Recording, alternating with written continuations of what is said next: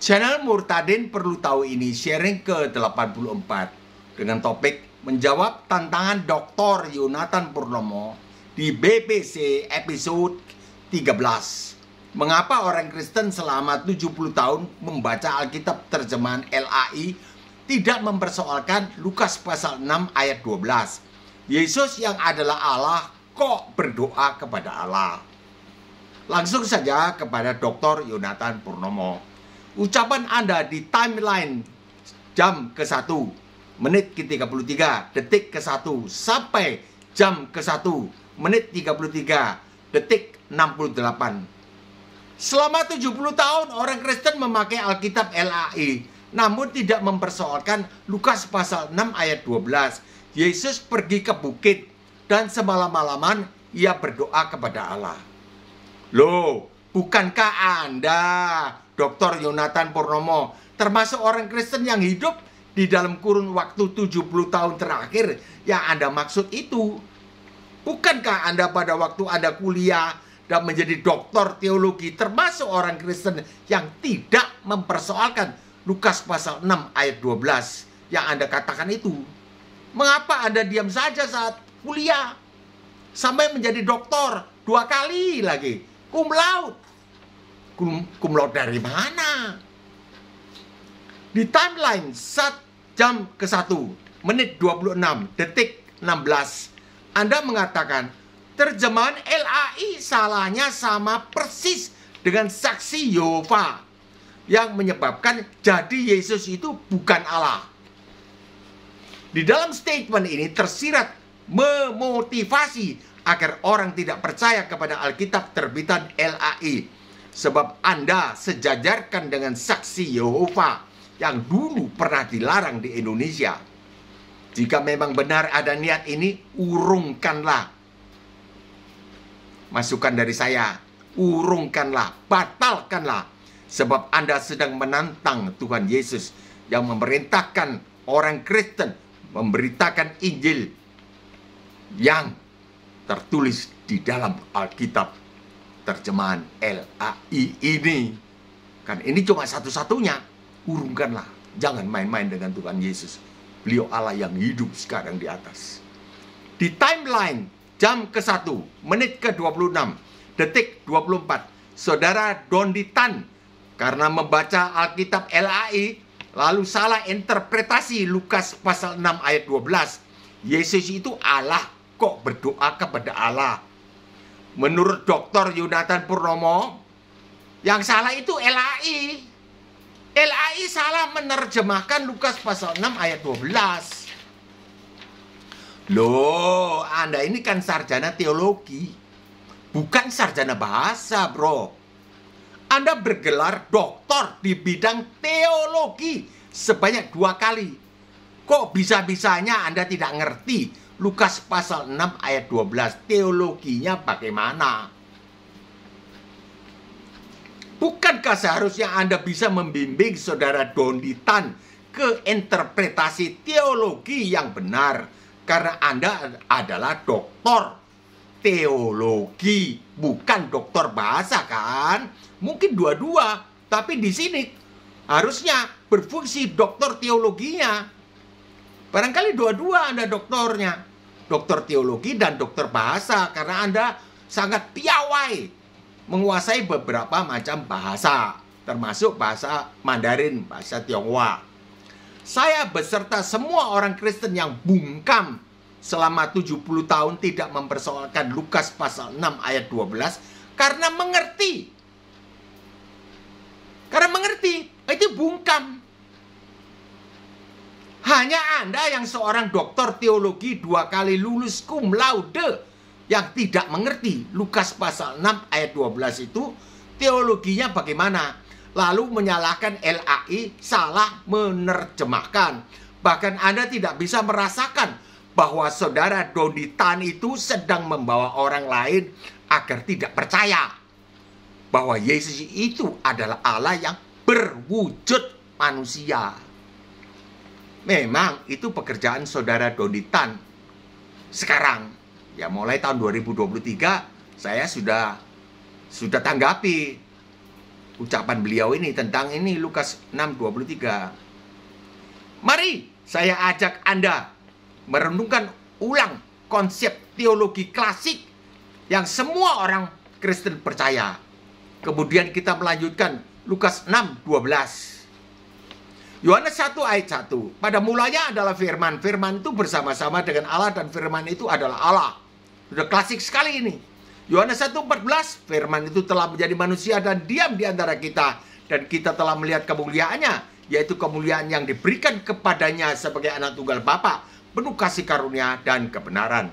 Ayat 1 dan 14 digabungkan untuk memperoleh pengertian teologi. Ya ini saja, tidak lari. Walaupun orang awam, tidak perlu jadi teologi.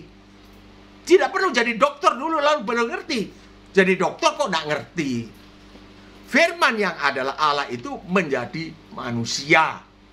Ulangi, firman yang adalah Allah itu telah menjadi manusia. Bukan menjadi Tuhan. Menjadi manusia. Dan diam di antara kita, dan kita telah melihat kemuliaannya, yaitu kemuliaan yang diberikan kepadanya sebagai anak tunggal Bapa, penuh kasih karunia dan kebenaran.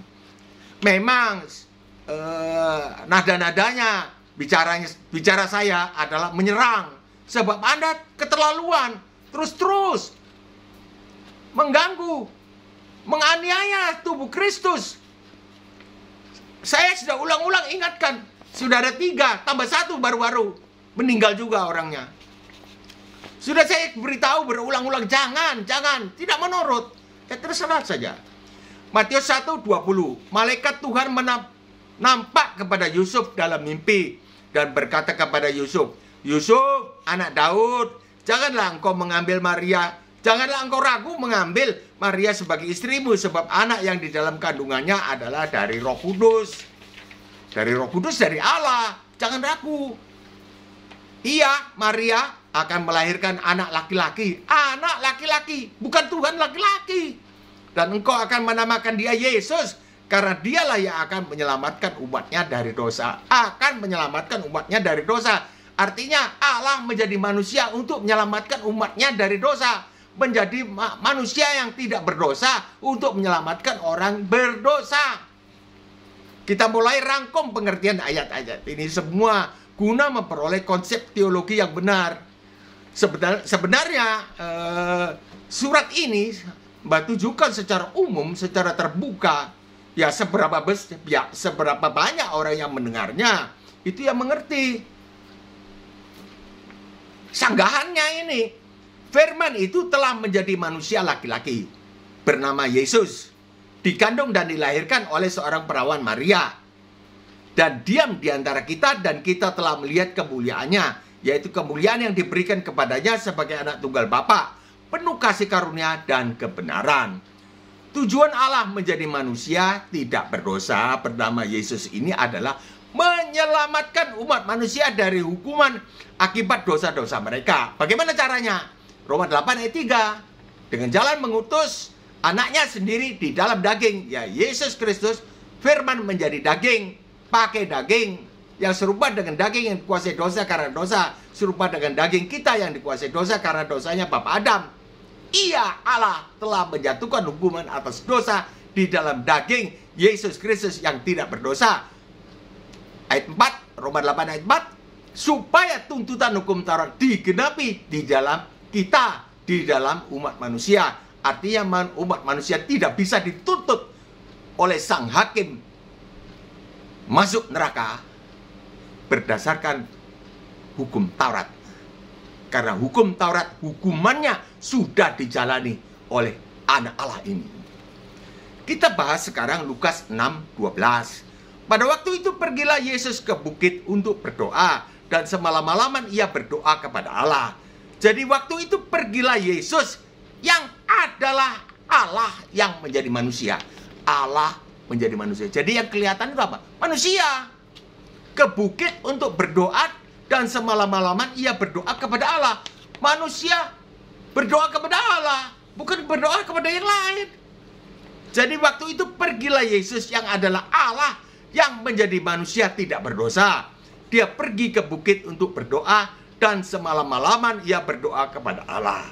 Jadi jelas Yesus yang pergi ke bukit untuk berdoa semalam-malaman adalah manusia tidak berdosa, tapi dalamnya Allah. Jelas toh? Tadi Yohanes 1 ayat 14, firman itu telah menjadi manusia sebab beliau adalah Allah yang mengenakan daging.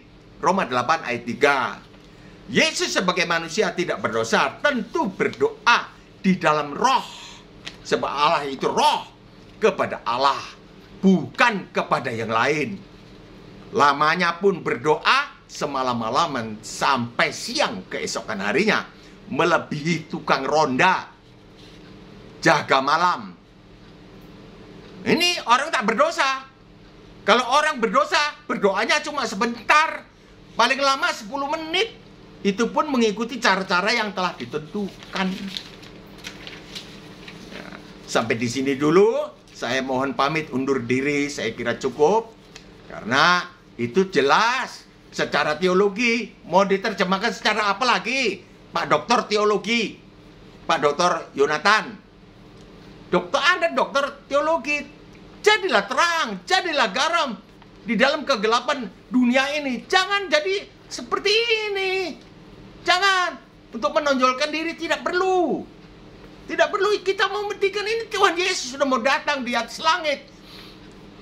Sampai di sini dulu saya mohon pamit undur diri. Terima kasih atas perhatian Dr. Yonatan Purnomo.